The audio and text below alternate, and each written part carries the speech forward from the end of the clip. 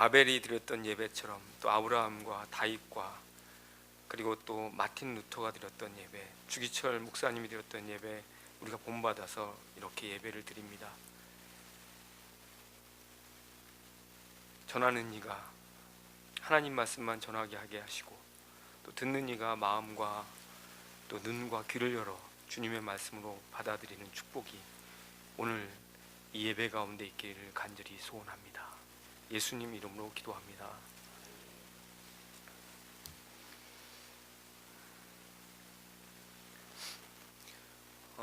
회사를 다니다가 신학을 공부하고 중국 선교사로 15년 동안 있다가 이제 돌아왔습니다.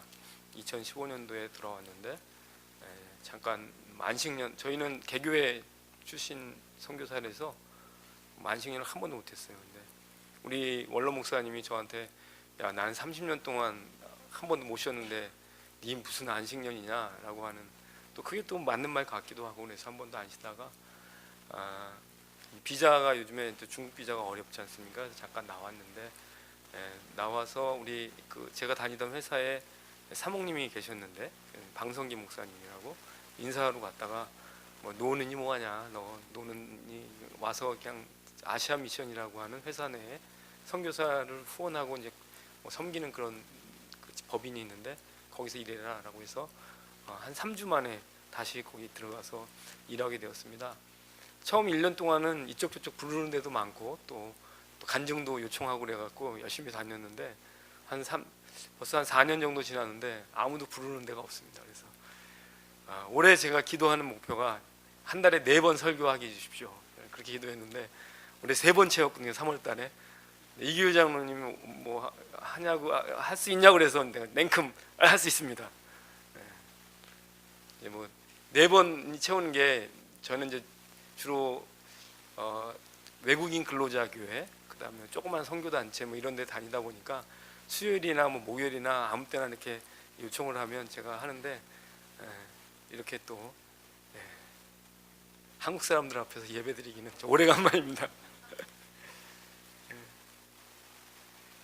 오늘 이제 본문이 한 절이지 않습니까? 오늘 기둥같이 여기는 야고보, 게바, 요한, 또 그리고 바울, 바나바 친교의 약수를 했다. 이 야고보, 게바, 요한, 바울, 바나바는 신약 성경에서 굉장히 중요한 인물이지 않습니까? 굉장히 중요한 인물이에요. 그죠? 성경이 신약은 몇 권이죠? 27권이지 않습니까? 27권 중에 요분들이 쓴 성경이, 자 한번 생각해 봅시다. 바울이 지금 몇 권 썼죠? 죄송합니다. 여러분 머리를 숙이 13권을 쓰셨다는 분도 있고 히브리서까지 합치면 14권을 쓰셨잖아요. 게바는 베드로, 전서, 후서 2개. 요한은 몇 개요? 요한 1서, 2서, 3서, 그 다음에 요한복음 4개 썼죠. 그리고 야고보는 1개. 그러니까 총 21개를 썼어요. 27권 중에 21개를 쓴, 한 80% 정도 가깝게 쓰시는, 그러니까 신약 시대에 80%의 역할을 했던 분들이 지금 오늘 여기에 갈라디아서 2장 9절에 있는 이렇게 이제 친교의 약수를 했다라고 하는 그런 모임들이 있었던 것 같습니다. 근데 사실 이분들을 면면히 살펴보면 뭐 우리가 과거를 잘 알지 않습니까? 야고보는 어땠습니까? 야고보는 예수님의 동생인데도 불구하고 예수님을 믿었습니까? 안 믿었습니까? 안 믿었어요. 그래서 심지어 마가복음 3장 21절에 보면 저 미쳤다, 우리 형이 좀 미쳤어, 뭐 그러지 않았겠습니까? 같이 살다가 갑자기 내가 구세주다, 내가 메시아다라고 했으면 좀 이상해, 저도 만약에 이상했을 것 같습니다. 그 다음에 요한 우리가 사랑의 사도라고 얘기하지만 사실 여러분 요한의 이야기를 자세히 보면요, 요한의 별명이 보아너게입니다. 보아너게는 우레의 아들이란 뜻이에요. 천둥의 아들. 우레. 얼마나 승질이 급했으면 우레의 아들이라고 적겠습니까? 예수님과 함께 사마리아를 들어갔는데 사마리아 사람들이 예수님을 영접하지 않아. 그러면 저 같으면 뭐 그런가 보다 그러는데 이 친구는 이분은 뭐라 그러냐면 번개를 내려서 다 죽이게 해버리, 불을 내려서 다 해버리, 이렇게 했던 분이에요. 사실은 베드로는 너무 잘 알잖아요, 그죠? 바울도 알고, 그리고 우리가 잘 모르는 바나바라고 하는 이분은 키프로스 사람인데 율법으로 아주 충만한 사람이에요. 굉장히 올곧고 MBTI로 말하면 ESTJ형이야. 딱 뭐 다른 것들 아무것도 안 보이는 이런 분들이 어쨌든 변했습니다. 성령 세례를 받고 성령 충만을 받고 완전히 바뀌었죠. 요한은 사랑의 사도로 바뀌고, 그죠? 베드로, 비겁했던 베드로는 또 용감한 베드로로 바뀌고, 그리고 야고보는 교회의 기둥이 되고, 뭐 이렇게 변했는데, 요게 이제 성령의 역사라고 하는 거죠. 사실 오늘 제가 이 성령이 우리에게 임하면이라고 하는 제목으로 말씀을 전하면서 되게 부담스러운 말씀이에요. 왜냐하면 여러분, 이 성령에 관한, 성령님에 관한 이야기를 너무 많이 들었고 너무 익숙해요. 또 저 목사님이 또 똑같은 얘기 하나 보다라고 생각할 것 같아서 걱정스럽기는 하지만, 어쨌든 요즘 제가 이것을 굉장히 묵상을 깊이 하고 있습니다. 그리고 제가 이거 마지막 사역으로 내가 이 부분에서 가는 곳마다 이 말씀을 전해야겠다라고 하는 그런 사명감이 저한테 있는 말씀이니까, 여러분들이 마음의 문을 열고 좀 이렇게 잘 우리가 같이 한 은혜가 되었으면 좋겠습니다. 아멘. 일부 예배보다 훨씬 아멘 소리가 큽니다. 제가 이제 성령 세례를 받았을 때는 중학교 때였습니다. 중학교 2학년 때였는데, 제가 그래도 지금 저희 딸이 29살입니다. 생긴 거는 제가 되게 젊어 보여도 29살입니다. 중학교 2학년 때 뭐 이렇게 하면 1978년, 77년 이때입니다. 그래서 한월산 기도원이라는 곳에서 굉장히 어떤 신비 체험, 성령 충만한 어떤 체험들을 받게 됐습니다. 그 당시 한월산 기도원이면요, 여기 있는 이제 어르신분들, 권사님급 이상은 다 한 번쯤은 가보셨을 만한 곳입니다. 그래서 오살리 기도원이 천막으로 치고 있을 때, 한월산 기도원은 장충체육관 같은 3,000명이 할 수 있는 집회 장소를 이렇게 만들었던 곳입니다. 이천성 목사님이라고 뭐 등치도 크신데 이제 6.25 때 상위군이셨는데, 굉장히 성령운동의 요람처럼 그때 아주 뜨겁게 그런 곳이었습니다. 저희 집이 이제 서대문구 홍제동에 살았기 때문에 마장동에서 버스를 갈아타면 한 번이면 그 한월산 기도원을 갈 수 있었습니다. 저도 그 한월산 기도원에 중학교 2학년이 뭘 한다고 갔는지 저도 지금 생각해 보면 이상해요. 아무튼 가갖고 이렇게 열심히 그 성령 집회에 참석하고 막 이렇게 했던 기억이 있는데, 그날도 열심히 참석했습니다. 월요일부터 금요일까지 그 집회가 늘 있었습니다. 방학 때 저희 참석을 했는데, 겨울 방학에 월요일부터 목요일 밤에는 이제 간증 집회가 있었고, 금요일 날 끝나는 그런 일이었는데, 목요일 날 아침에 방언 기도, 뭐 성령 충만 방언 뭐 이런 기도를 하는 그런 시간이 있습니다. 뭐 오전에 9시부터 12시까지 계속 하는데, 사람들이 줄을 쭉 서갖고 이렇게 나오면 이천성 목사님이 마이크를 딱 대고 등을 딱 치면 방언이 나옵니다. 랄랄랄라 나옵니다. 근데 안 되는 사람들을 가지고 또 다시 방언 집회를 이렇게 엽니다.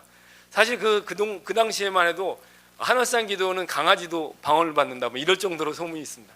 근데 목사님이 이제 방언을 안 나오는 사람들을 이렇게 훈련시키는데 따라서 해보라고 합니다. 따라서 해보는데 랄랄랄랄랄라 계속 빨리 해 랄랄랄라 하다가 방언이 튀어나오는데, 제가 보기에는 저 뒤에서 앉아있는 꼬마 중학교 2학년짜리가 보기에는 저게 뭐 방언이야 랄랄랄라 하다가 발음 좀 이상하면 그게 방언인가? 라고 생각하는, 되게 이상했어요. 그래서 저는 그거에 대해서 받고 싶지 않았어요. 저렇게 하는 건 방언이 아니야. 하나님의 능력이 뭐 이게 랄랄랄라 잘 받았다 이렇게 하고 발음이 좀 현찮으면 또 안 되고, 이거 다 경험해 보신 분 있죠? 뭐 저만 맞나요 그런 거? 네. 그래서 이제 제가 이 집회에선 내가 받을 수 없다라고 해서 산을 올라갔습니다. 산에 올라가서 이제 그 당시에 소나무 2개 뿌리면 뭐가 세상이 바뀐다라고 해서 소나무를 잡았는데, 소나무 이만한 거 잡을 수 없지 않습니까? 요만한 거 잡고 기도를 하는데, 그날 굉장한 은혜가 저한테 있었습니다. 그래서 방언도 하고 통역도 받고 환상도 보고 뭐 이런 게 많이 있었습니다. 너무 충격이었어요. 그리고 그때 하나님께서 저에게 너는 중공 선교사가 되어라 라고 하는 음성을 들은 게 뭐 물리적으로 너는 중공 선교사가 되어라 이런 건 아니고, 마음에 크게 감동을 받아서 야 나는 중공 선교사가 되어야겠다. 그 당시만 해도 중공이잖아요. 빨간색만 봐도 막 굉장히 힘들었던 시대인데, 제가 중공국 선교사가 되기로 그렇게 서원을 했습니다. 그리고 이제 제가 이제 내려왔어요. 이제 집에 내려왔는데 교회에서 제가 중등부 회장이었는데 중등부 친구들이 12명 정도 있었습니다. 그래서 모아가지고 야, 내가 정말 놀라운 체험을 했다. 니네들 다 와라. 그리고 모여서 막 기도회를 하는데 12명이 기도했는데 10명이 막 방언을 받고 뭐 이런 일들이 있었습니다. 그러니까 교회 집사님들도 막 쫓아오고 같이 예배 드리고 기도회하고 막 이러는데 그 이야기를 당연히 우리 목사님이 들었겠죠. 어느 날 막 기도하고 있는데 밤에 불을 딱 켜더라고요. 그러면서 이 신비주의자 같은 놈들 막 이러면서 막 야단을 우리 뭐 합동측 다 그렇지 않습니까? 다 그런 아닌가? 여기는 안 그렇죠. 근데 원래 그 당시는 그랬어요. 한 30년, 40년 전 얘기죠. 그 당시 굉장히 그것에 대해서 잘 몰랐을 때였으니까. 그럼 다시는 너가 이런 데서 예배 드리거나 기도회를 하지 마라. 이거 하면 너 우리 교회 못 나오게 하겠다. 막 이렇게 야단을 맞고 우리 집에서는 우리 집안이 다 그 교회 다녔었는데도 불구하고 그렇게 저를 야단을 쳤습니다. 중학교 2학년 친구에게 하지 말라 그러면 하지 말까요? 아니면 더 할까요? 더 하죠. 더 하죠. 저 되게 분명히 이게 뭐 있긴 있는데 내가 받은 게 뭐 내가 받은 게 이상한 게 아닌데 마귀가 하는 게 아닌데. 그리고 이제 제가 또 확신하는 게 하나 있었는데 그 당시 제가 이제 축구하는 걸 되게 좋아하는 꼬마였거든요. 근데 차범근 씨가 그 한월산 기도원에서 그 분데스리가로 가기 전에 다리가 아파가지고 좀 이렇게 치료가 안 됐어요. 지금처럼 의학이 발달된 게 아니었기 때문에 무릎이 좀 아프면 운동을 못 하잖아요. 근데 이천성 목사님이 안수해갖고 나아졌고 그때 그분이 간증을 잠깐 했는데 제가 이렇게 봤거든요. 내가 그렇게 존경하는 차범근 선수가 받았던 그 일, 뭐 이런 거 생각해 보면 분명히 이상한 게 아닌 거라고 생각을 해서 그래서 그때부터 이제 교회 목사님 몰래 그 당시 이제 그 독립문 성결교회가 아주 성령운동의 요람이었습니다. 그리고 조용기 목사님이 역천동에서 있었다가 서대문으로 갔을 때고 제가 이제 중학교를 서대문 중학교를 다녔기 때문에 다 그 우리 전문 용어로 제 나아발이었습니다. 제 나아발이어서 다 그렇게 해서 그 집회를 열심히 참석하면서 계속 이게 뭔가 있다. 그리고 생명의 말씀사가 서대문 그 광화문에 있지 않습니까? 그래서 거기 가서 책을 이렇게 열심히 보면서 제가 성령의 어떤 그런 부분들을 굉장히 많이 깊이 공부를 하고 또 체험을 했던 것 같습니다. 저희 아버님이 늘 그럽니다. 네가 그때 교회만 안 나갔으면 서울대학교 갔을 거다. 이런 얘기를 합니다. 어쨌든 영적 세계에 대한 특별한 관심이 저에게 있었던 것 같습니다. 대학에 들어가서도 이 영적 세계에 대한 관심은 여전히 있었습니다. 저는 이제 중국 선교사가 되기를 원했으니까 동양철학과를 이제 입학을 했습니다. 그래서 중국에 관한 것들을 이제 준비하고 있는데 제가 중국에 관한 걸 공부를 해야 됨에도 불구하고 열심히 보는 책이 주역도 굉장히 원래 신비로운 책이 아니에요. 근데 신비롭게 해석하는 쪽에 학자들이 있거든요. 그런 거 주역 열심히 보고 포박자라고 여러분 처음 들어보죠? 노자 이런 거 많이 들어봤는데 포박자는 신선이 되는 비결을 나와 있는 책들이에요. 신선 이 은당 같은 거 만드는 그 비결 같은 나오는 책 이런 책들을 막 열심히 봤습니다. 그다음에 또 뭐 하여간 계속 이런 것들 막 공부했던 것 같아요. 1980년대 초반에만요 한국의 그 대학가에는 이 굉장히 센세이션을 일으켰던 그 종교가 있었습니다. 뭐냐면 증산도. 젊은 친구들이 증산도에 지금 이제 대순진리회죠. 그러니까 대순진리회 그 전신인데 증산교가 굉장히 많이 하는데 그 증산교에도 열심히 참석했어요.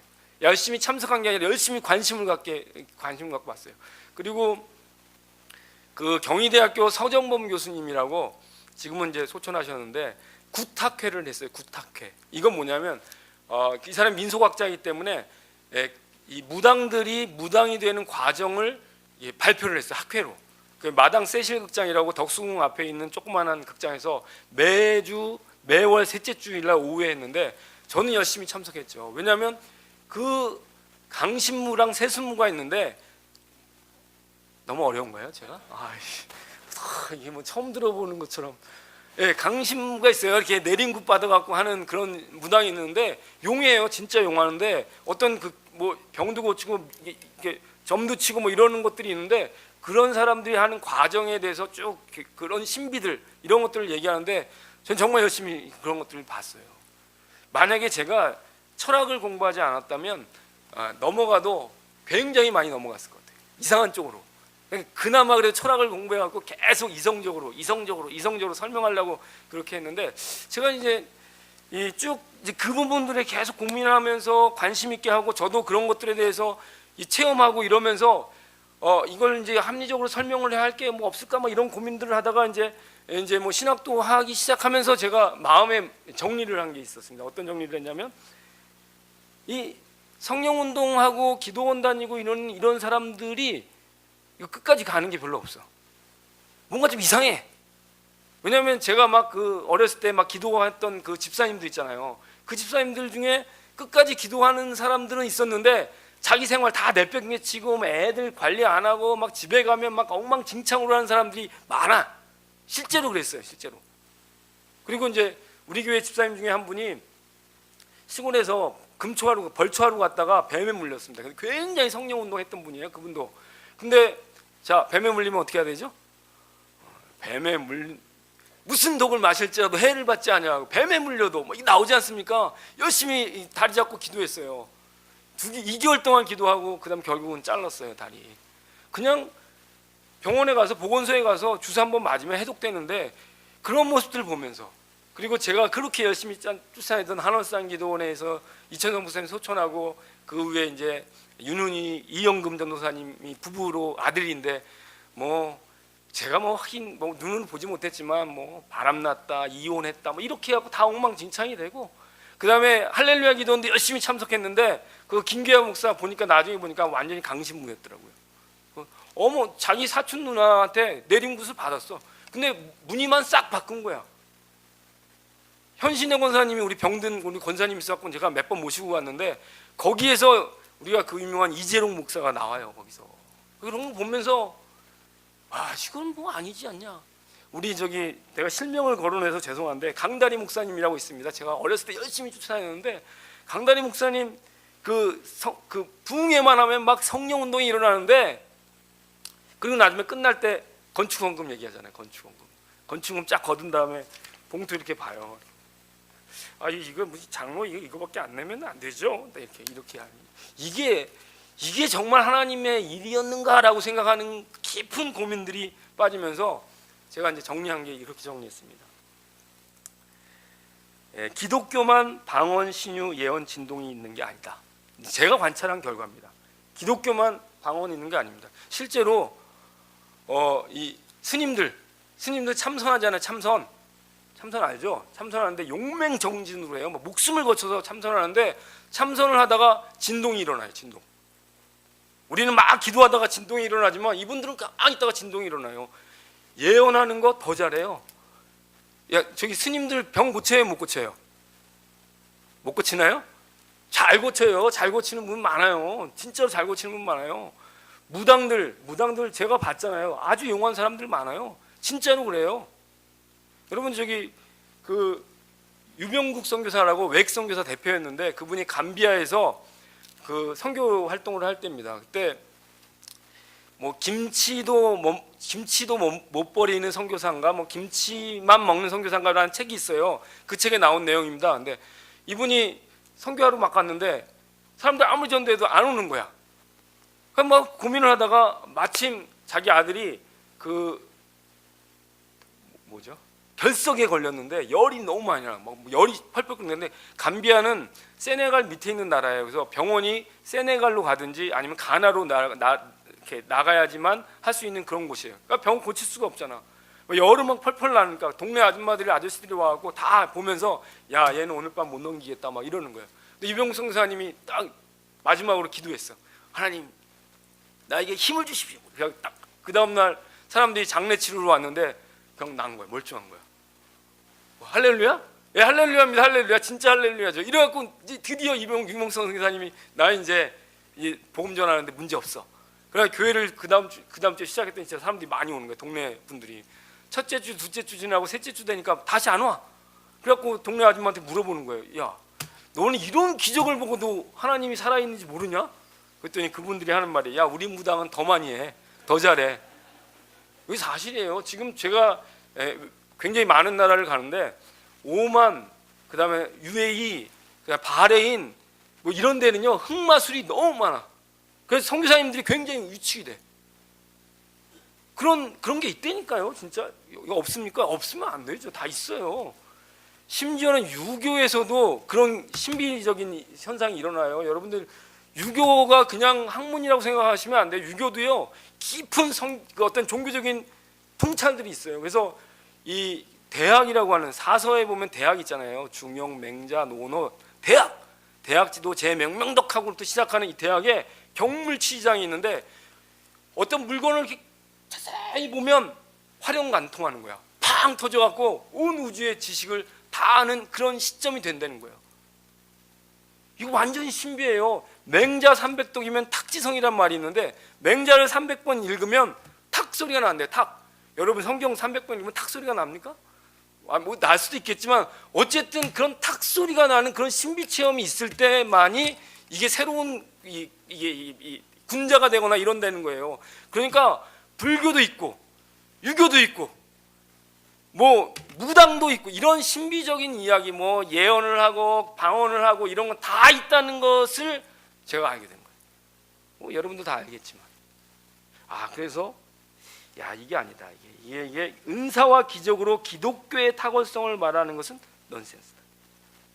강력한 신비 체험을 동반하는 뭐 성령 체험 이거 너무 강조하면 안 되겠다. 왜냐하면 비둘기 같은 성령도 임할 수도 있고 바람 같은 성령도 임할 수, 그러면 다 할 수 있잖아요. 근데 거기다 대고 막 이렇게 막 이렇게 하고 뭐 이렇게 하는 건 별로 그렇게 우리 기독교만 갖고 있는 특이성이라고 말할 수는 없겠다. 우리가 갖고 있는 가장 최고의 기독교의 우월성은 예수 그리스도의 십자가다. 만약 우리 은사나 성령 집회 뭐 이런 것들 중에서 내용이 예수 그리스도의 십자가를 올리지 않고 드높이지 않고 예수 그리스도 십자가를 드러내지 않는 그런 거라면 그건 어쩌면 가짜일 수 있다. 예수 그리스도의 십자가, 예수 그리스도의 낮아짐, 인카네이션. 그래서 그것을 본받고 우리도 세상에 나가서 이 그리스도의 삶을 살아가는 것이 이게 가장 중요한 것이다 라고 이렇게 제가 딱 정리를 아멘이죠. 네, 아멘입니다. 이렇게 정리를 했습니다. 이제 중국에 이제 이렇게 정리를 하고 이제 뭐 제가 우리 중고등부도 하고 부목사도 하고 뭐 이러면서 중국에 가게 됐습니다. 중국에 갔더니 뭐 처음부터는 제가 뭐 성역 공부를 가르칠 수는 없잖아요. 중국말 잘 못하니까. 그러니까 이제 중국말을 잘 배우기 전까지는 이제 주로 가정교회 예배에 참석을 하게 되었습니다.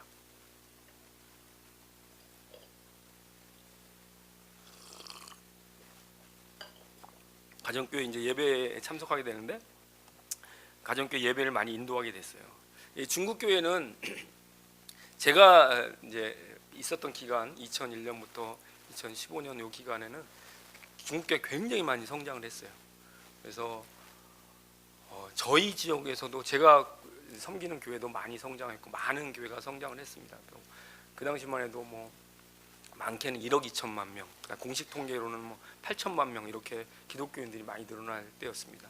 그러니까 집회가 굉장히 많이 있었어요. 집회가. 그래서 뭐 가는 곳곳마다 이 집회, 지금도 이제 서북 쪽에서는 잘 없지만 이 중부 쪽하고 해안가는 기독교인들이 굉장히 많이 있습니다.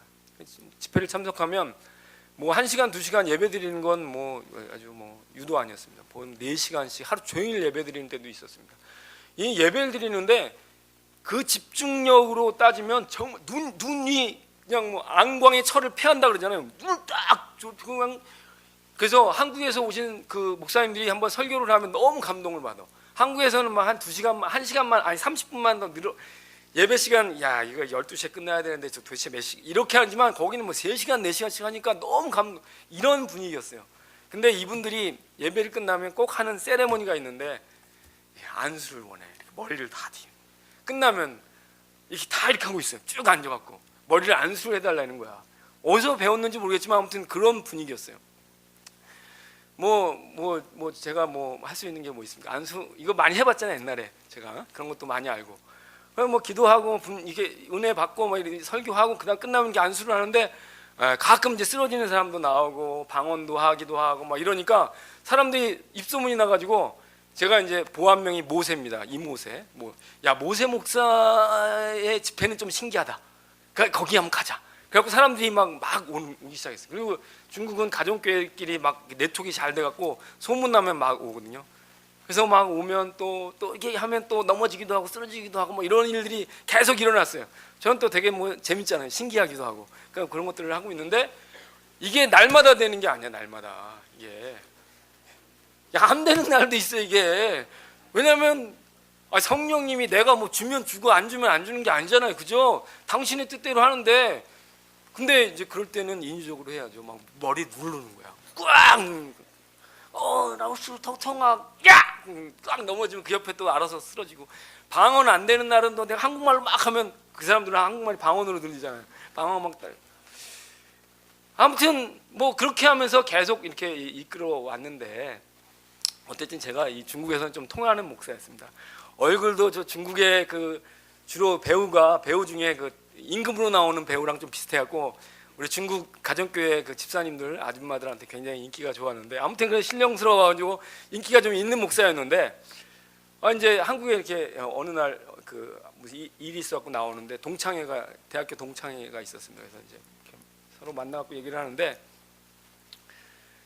제가 이제 알잖아요. 제가 원래 크리스찬이었다는 거. 약간 뭐 좀 내가 철학을 공부했지만 늘 그런 부분들에 관심이 있어서 내가 고민하고 있다는 걸 아는데 이제 전도를 하려고 제가 애들한테 얘기를 했어요. 야, 내가 중국에서 경험해 보니까 이런 일들이 진짜 귀신이 있더라. 그냥 정신병자 말고 귀신이 있더라. 그리고 내가 해보니까 쫓겨나더라. 그리고 뭐 병 났더라. 뭐 집회 때 이런 일들이 있었다. 사실 이제 제 목표는 우리의 오감이 있는데 안이 비서신 이렇게 오감이 있잖아요. 눈, 코, 입 이런 오감이 있는데 오감 너머에 육감이 있고 육감이 있다는 것은 바로 하나님의 신 존재 증명을 제가 하려고 딱 그렇게 쫙 풀어 나가는데 그 중에 이제 제가 제일 친했던 친구가 하나 있는데 고등학교 선생님인데 저를 딱 쳐다보니 이희평이라는 친구인데 야 그거 집단 체면이야. 집단 체면이야. 네가 그거 군중 심리 이용해서 네가 그렇게 한 거야. 그거. 제가 그 말에 굉장히 충격을 받았어요. 왜냐하면 저도 이제 집회할 때 어떻게 하면 분위기를 띄우는지 어떤 반응일 때 어떻게 해야 되는지를 이제 알게 됐어요. 테크닉을 알게 됐어요. 뭐 그렇잖아요. 약간 좀 이렇게 불도 좀 끄고 뭐 안 그런가요? 여러분들은 그런 참석한 적 없나요? 저만 그런가요? 그리고 뭐 음악도 막 이렇게 뭐 성령이요 막 이렇게 하면 막 좀 뭔가 좀 이렇게 뜨거워지는 거. 죄송합니다. 저만 그래요. 이런 것들을 하면서 늘 마음에 이거는 인위적인 거와 진짜 성령님의 인도하심의 차이를 내가 명백하게 받아야 되는데 이게 이제 또 날마다 이게 계속 진행되면 그런 분위기로 맞춰서 할 때가 굉장히 많이 있었기 때문에 내 마음에 그 말이 저한테 비수로 꽉 꽂혔어요. 안 되겠다. 뭐 그럴 수 있잖아요. 사실 저도 뭐 말이 이렇지만 뭐 이게 뭐 얘는 좀 과격하게 집단 체면이라고 말했지만 저는 분위기 만들어 갖고 그렇게 할 수도 있잖아요. 사람들 마음 이렇게 해가지고 그래서 이제는 이러면 이렇게 가면 안 되겠다. 내가 완벽하게 성령님의 인도하심으로 가지 않은 이상 내가 그런 자신이 없으면 그런 것들로 계속 진행하면 안 되겠다. 이런 마음으로 정리가 됐습니다. 마음을 탁 정리하게 됐죠. 그러면서 이제 더더욱이 뭐 금요 철야기도 때 주여 하는 데는 절대 안 가고 그래 조심해야지. 그리고 뭐 사실 제가 하루에 2시간씩 기도하거든요. 회사에 나갔어요. 아침 6시부터 8시까지 기도하는데 조용히 묵상만 기도합니다. 시끄럽게 안 하고 이렇게 하면서 굉장히 저를 절제하고 자제하고 이렇게 하고 있었는데 여기서 이야기가 끝나는 게 아닙니다. 그런데 요즘에 이제 최근에 제가 이제 정리되시죠? 제가 이렇게 쭉 저만 가면 안 됩니다. 여러분 다 따라오셔야 됩니다. 제 얘기에. 도르트 젤러의 신비와 저항이라는 책을 제가 누구한테 소개받게 됐어요. 뭐 다른 이유였는데 한 이 정도 뭐 별로 안 두꺼운데 도르트 젤러라고 하는 여자 신학자예요. 그러니까 우리 복음주의에서는 이 사람 되게 벽안시하는 사람이에요. 근데 이분이 자기의 생의 마지막 20년 동안에 이제 책을 썼는데 자기 신랑도 같이 신학자예요. 독일의 신학자인데 그 책을 쓰는 걸 반대를 했어요. 그런데 이 사람이 꼭 해보고 싶다고 해서 책을 썼어요. 어떤 책을 썼냐면 그 영성가들 있잖아요. 영성가. 우리가 말하는 소위 그 영적으로 영성이 깊은 사람들에 관한, 이 사람은 이제 독일어, 히브리어, 헬라어, 아람어 굉장히 전 세계적인 석학이에요. 그러니까 그 사람이 마지막으로 그 사람들의 자료를, 그러니까 소위 말하는 영성가들에 대한 자료를 다 조사해 가지고 이 사람들의 그 삶이 어떻게 변했는지에 대한 어떤 그 책을 쓰려고 준비를 했어요. 자료를 다 모았어요. 그 사람들 중에는 이제 아빌라이 테레사, 그 다음에 로렌스 형제 여러분 아시죠? 모르시나요? 예수가 그리스도인 것과 우리를 위해 십자가에 돌아가신 것 외에는 알지 않기로 우리 여러분께서 다짐을 했으니까 그럼 모르셔도 됩니다. 근데 있습니다. 아빌라이 테레사, 그다음에 로렌스 형제, 사막의 교부들, 그다음에 유대교 랍비, 그다음에 우리 개신교, 천주교 이런 사람들 전부 다 조사해서 이 사람들이 어떻게 영성을 갖고 있었는가, 어떻게, 그러니까 다시 말하면 이 사람들의 삶과 기록을 다 해가지고 그들이 다르게 사는 그런 세상과 다르게 살았잖아요. 사막의 교분. 로렌스 형제 같은 경우는 우리가 굉장히 영성 운동가로 얘기를 하지만 평생 밥 짓는 것만 했거든요. 밥 지으면서 어떻게 하나님과의 깊은 관계를 맺으면서도 그게 불편하지 않고 불만하지 않고, 원래 보통 다른 사람들 보면 다 잘 나가는데 자기는 밥만 지으면 굉장히 마음이 좀 불편하잖아요. 그렇지 않고 어떻게 하나님과 깊은 교제를 하면서 살 수 있었던 건가, 이런 것들을 이제 조사한 거예요. 사막의 교부들은 좋은 음식 안 입고 사막에서 어떻게 하나님과 깊은 교제를 하면서 평생을 그렇게 살 수 있었을까, 이런 것들을 다 조사를 했어요. 어떻게 하면 살 수 있을까, 어떻게 미니멀하고 또 세상과 타협하지 않고 자기를 희생하면서 어떻게 그렇게 살 수 있었을까라고 그걸 쭉 조사하면서 이 사람이 하나 공통점을 발견한 거예요. 이 모든 사람들의 공통점은 신비 체험이다. 신비 체험, 뭔가 특별한 체험을 한 거예요. 그 체험이 이 사람들로 하여금 미니멀하기도, 세상과 타협하지도 않게 이렇게 살게 했다는 거예요. 이 사람 쓴 글 제가 한번 읽어드릴게요. 신비주의는 창조론에 뿌리를 둔다. 하나님의 형상으로 창조된 하나님과 인격적 교제가 가능한 신비적 생명이다. 뭐냐면 우리가 하나님과 이 교제가 가능한 인격적 생명이다. 이거는 우리가 너무 잘 아는 건데, 이제 이 사람은 이 자유주의 신학자니까 이거 굉장히 멋있게 쓴 거예요.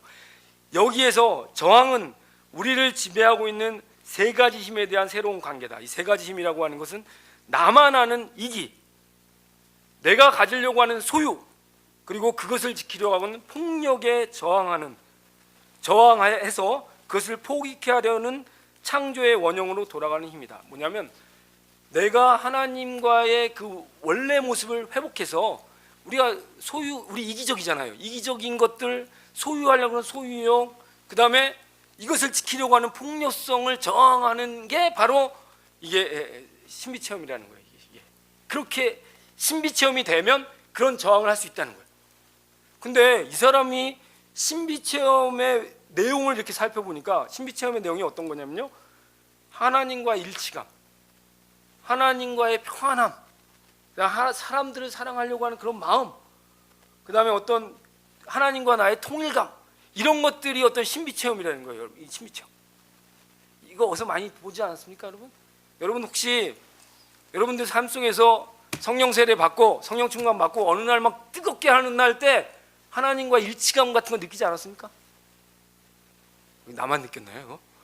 막 하나님과 일치감과 평안함과 그 다음에 이 충만함을 느끼면서, 야, 내가 지금 하나님과 살아야겠다, 내가 다르게 살아야겠다, 이런 느낌 없었습니까? 이거 느낌 있어야 되는데 이거. 이런 느낌 있었지 않습니까? 이런 느낌이 신비 체험이라는 거예요. 그냥 제가 보니까 이거는 성령 체험인 거야. 성령 이 사람은 도르치젤로는 신비 체험이었는데 우리 말로는 성령 체험인 거예요. 이 사람은 저항이란 말로 썼는데 우리는 다르게 사는 거예요. 다르게 사는 거예요. 신비 체험을 하면, 성령 충만을 하면 우리가 다르게 살 수 있는 거예요. 이 사람은 신비 체험을 하면 소유에 대해서, 자아에 대해서, 그리고 또 자기 걸 지키려고 하는 폭력성에 대해서 저항하는데, 저는 여기다 하나 더 하나 하고 싶어. 지정의에 대해서 다르게 사는 사람이 될 수 있는 그 힘이 이 신비 체험에서 나온다, 성령 체험에서 나온다는 사실을 발견하게 됐어요. 하나님을 모르는 거, 하나님을 모르는 이성의 얄팍한 한계에 우리가 성령 체험하면 새롭게 인식하잖아요. 하나님을 알게 되잖아요. 시기, 질투, 다툼, 욕심, 미움, 이런 것들이 가득한 우리 가운데 우리가 성령 체험을 받으면 사랑, 희락, 화평, 오래 참음, 자비, 충성, 온유, 절제, 뭐 이런 것들이 우리 가운데 막 그 성품으로 나오잖아요. 그 다음에 의지, 게으르고 나태한 게 우리 본성인데 우리가 성령 충만할 때 뭐가 나옵니까? 치열하게 살려고 하는 마음이 생기잖아요. 열심히 살려고 하는 마음이 생기잖아요. 이게 성령 충만의 힘이라는 사실을 제가 알게 됐어요. 성령 충만은 그냥 은사주의로 가는 것이 문제지, 정말 우리에게 필요한 건 성령 충만이구나. 은사주의가 아니라, 은사주의가 문제였지 우리의 삶이 바뀌고 능력이 바뀌는. 그래서 성령이 너희에게 임하시면 너희가 권능을 받고 온 유대와 예루살렘과 사마리아 땅끝까지 이르러 내 증인이 되리라고 했죠. 증언하는 사람이 아니라 증거하는 사람이 된다는 거예요. 증거, 말로만 하겠다 이게 아니라 다르게 살아야 되지 않습니까? 우리가 예수 그리스도의 주인이 되고, 예수 그리스도가 우리의 주인이 되고, 성령님이 우리의 주인이 된다면 우리가 사는 모습이 달라져야 되지 않습니까? 육신의 정욕, 안목의 정욕, 이생의 자랑에 그런 게 사는 것이 아니라, 그렇게 사는 것이 아니라 우리가 하나님 앞에서 새로운 성품을 가진 인간으로 거듭나는 것이, 이게 성령 체험이라는 거죠. 이게 성령 충만이라는 거죠. 이게 기름 부으심이라는 거죠.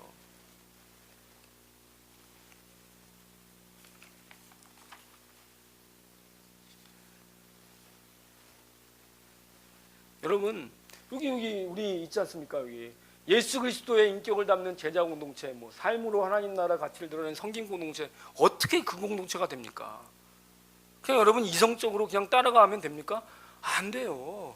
여러분들이 성령님을 만나셔야 돼요. 성령님이 여러분들을 관여하고 다스리시고 여러분을 인도하셔야만 된다는 거예요. 그럴 때 이타적이 되는 거예요. 그럴 때 섬김이 되는 거예요. 그럴 때 예수 그리스도를 본받는 삶이 되는 거죠. 그냥 내 죄된 자아에 끌려가는 것이 아니라 이 성령 충만, 성령 세로, 성령의 기름 부으심이 강력하게 임할 때 세상과 나는 완전히 다르게 사는 새로운 예수 그리스도의 제자가 되는 거예요. 예수 그리스도의 또 다른 자아가 되는 거예요. 다른 인격이 되고 다른 성품이 되고.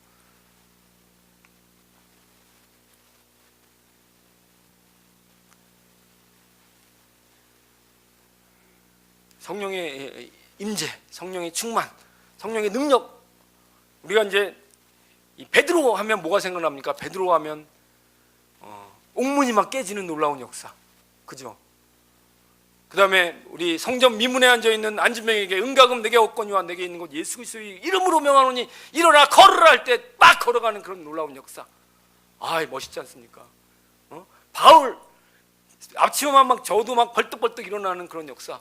요한하면 밤무사하면서 환상을 보는 그런 것들도 중요하지만 우리 삶 속에서 더 중요한 건 우리 삶이 바뀌는 거예요. 우리 인격이 바뀌는 거예요. 성품이 바뀌는 거 아닙니까? 불신 가득한 동생 야고보가 예수님을 평생 따르는 기둥 같은 종 야고보가 되는 놀라운 역사. 보아노게가 사랑의 종이 되는 역사. 비겁했던 베드로가 내가 니들 앞에서 하나님 앞에서 떳떳하는 게 더 중요하지 않느냐, 나 죽이려면 죽여라고 하는 용감한 베드로가 되는 그런 역사. 독선적인 바울이 예수 그리스도의 사랑으로 사로잡히는 그런 역사가, 이게 성령의 충만한 역사입니다. 이게 우리에게 지금 필요한 거예요. 이게.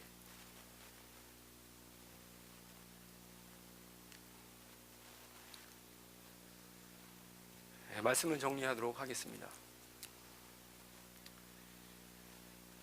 웬 젊은 목사가 와가지고 그냥 흥분을 하고 뭐 이렇게 소리만 꽥꽥 질린다고 하지 마시고, 우리가 좀 이제 이 성령님의 어떤 능력을 우리가 어떤 인정하고 또 받아들이고, 우리 기도의 어떤 힘이 좀 바뀌어야 됩니다.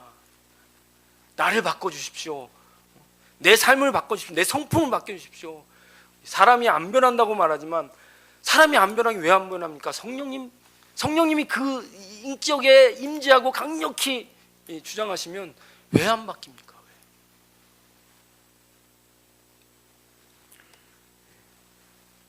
사랑하는 성도 여러분, 성령 충만, 성령의 어떤 신비와 성령의 어떤 초월 없이 여러분들이 예배 드리는 사람이라면, 그냥 기독교인이라면 그건 그냥 종교인입니다. 종교인이에요. 신앙인이 아니에요. 그냥 종교인이에요. 여기는 그냥 기독교 철학을 인정하는 사람들이고, 그냥 이념적으로 기독교에 있는 생각을 받아들이는 그런 사람들입니다. 철학과 관습에 따르는 사람들입니다. 우리에게는 뜨거움들이 있어야 돼요. 신비로운 체험들이 있어야 돼요. 이 성령 충만이 우리 삶에 동반할 때 힘이 있고 능력 있고 변화하는 삶이 될 줄 믿습니다. 조금 미니멀하고 좀 가난하고 좀 손해봐도 좀 다르게 산다고 해도 조금 더 개의치 않게 되는 그런 능력은 바로 성령 충만으로부터 시작됩니다.